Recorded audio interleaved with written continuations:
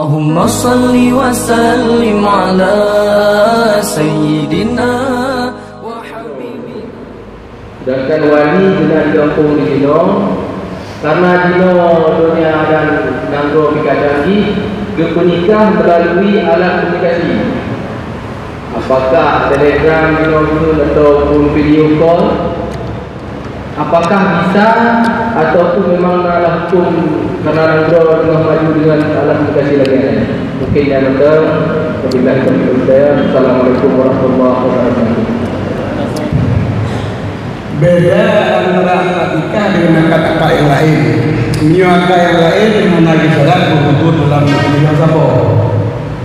Bahkan bila kita ujung telepon di nomor telepon majlis akadnya dikira adalah yang berpadu masing-masing.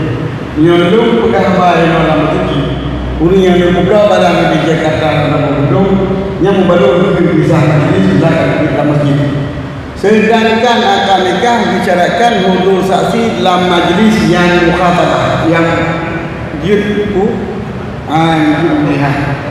Maka tidak dibenarkan akad nikah dengan alat komunikasi ataupun dengan suara majlis. Mengatakan majlis nak buat ide. Kau yang nak hai nikah yang dalam media tu. Kalau primang pai so gitu. Kata kau ni. Yang baik tidak ada majlis je. Tapi meu kau buat ni dia kedoi. No kedoi dia tapi yang kamar kedoi yang buat itu anjir. Meu bro diboleh. Boleh kan beda akad nikah. Biarkan nikah tidak boleh dengan alat dan tidak boleh yang di luar majlis. Cuman cara ni berbuat kaidah. Kurang yang nak di sini. Nge telepon orang lain, nge bernikah dengan dia. Itu sekolah je. Kami nikah. Jadi wajilah dengan telepon dengan umur.